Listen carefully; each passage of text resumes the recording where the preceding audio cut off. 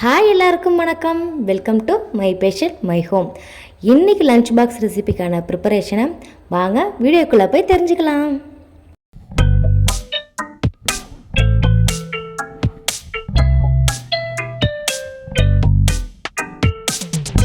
இன்றைக்கி என்ன ரெசிபின்னு பார்த்தீங்கன்னா தேங்காய் சாதம் அண்ட் பெப்பர் மஷ்ரூம் ஃப்ரை தாங்க.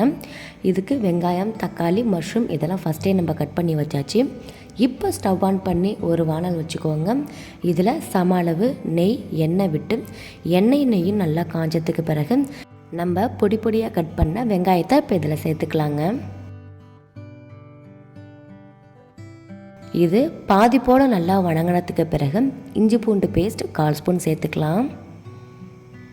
இப்போது இஞ்சி பூண்டோட பச்சை வாசனை போனதுக்கு பிறகு நம்ம தக்காளி சேர்த்துக்கலாங்க. இந்த தக்காளியும் நல்லா வணங்கி வரட்டும். இந்த மஷ்ரூம் பெப்பர் ஃப்ரை பண்ணுறதுக்கு கரெக்டாக 5லேருந்து 10 நிமிஷம் தான் ஆகும். வெங்காயம், தக்காளி, மஷ்ரூம் இதெல்லாம் ஃபஸ்ட்டே நம்ம கட் பண்ணி வச்சுட்டோம்னா வேலையே இல்லைங்க. ரொம்பவே ஈஸியாக காலையில் டென்ஷன் இல்லாமல் குழந்தைங்களுக்கு நம்ம செஞ்சு கொடுக்கலாம். இப்போது தக்காளி நல்லா வணங்கினதுக்கு பிறகு காஷ்மீரி சில்லித்தூள், மல்லித்தூள், அப்புறம் பார்த்திங்கன்னா மஞ்சள் தூள், இது 3 மசாலாவும் சேர்த்து ஒரு 1லேருந்து 2 நிமிஷம் மீடியம் ஃப்ளேமில் வச்சு மசாலாவோட பச்சை வாசனை போகிற அளவுக்கு நல்லா வணக்கிக்கோங்க. அதுக்கு பிறகு கொஞ்சமாக 1/2 டம்ளர் தண்ணி விட்டு வெங்காயமும் தக்காளியும் நல்லா வேக விடுங்க. பாருங்கள், தண்ணியெல்லாம் சுண்டி எண்ணெய் இது மாதிரி நல்லா பிரிஞ்சு வந்ததுக்கு பிறகு நம்ம கட் பண்ணி வச்ச மஷ்ரூமை சேர்த்துக்கலாங்க. இந்த மசாலா எல்லா பக்கமும் நல்லா கோட் ஆகிற மாதிரி கிளறி கொடுங்க. மஷ்ரூம் வேகிறதுக்காக நம்ம அடிஷ்னலாக எந்த வித தண்ணியும் நம்ம சேர்க்க வேண்டியது இல்லைங்க. மஷ்ரூம்லேருந்தே தண்ணி பிரியும், அதுலேயே அது சூப்பராக நல்லா அழகாக வெந்து வந்துடும். நம்ம 3லேருந்து 4 நிமிஷம் மீடியம் ஃப்ளேமில் வச்சு நல்லா ஃப்ரை பண்ணி எடுத்தோம்னா மஷ்ரூம் சூப்பராக வெந்து வந்துடுங்க.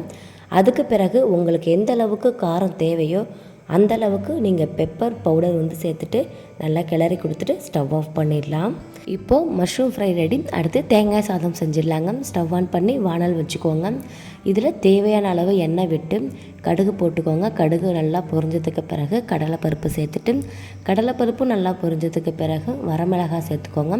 உங்கள் காரத்துக்கு தகுந்தாற் போல் நீங்கள் வரமிளகாய் சேர்த்துட்டு வரமிளகாவும் நல்லா பொரிஞ்சதுக்கு பிறகு கருவேப்பிலை சேர்த்து கருவேப்பிலையும் நல்லா பொரிஞ்சதுக்கு பிறகு இப்போது துருவின தேங்காய் பூவை சேர்த்துக்கலாங்க.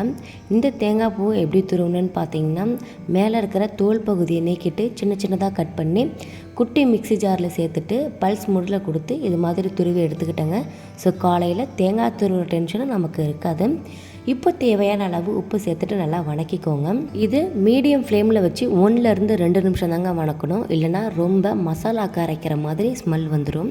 இப்போது சாதத்தை சேர்த்துட்டு ஒரு 30 செகண்ட் மட்டும் சிம்மில் வச்சு கிளறி கொடுங்க.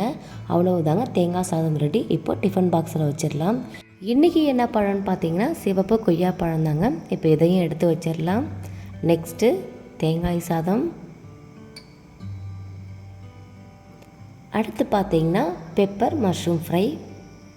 அவ்வளோதாங்க, nutrition balanced lunch box ready. Thank you.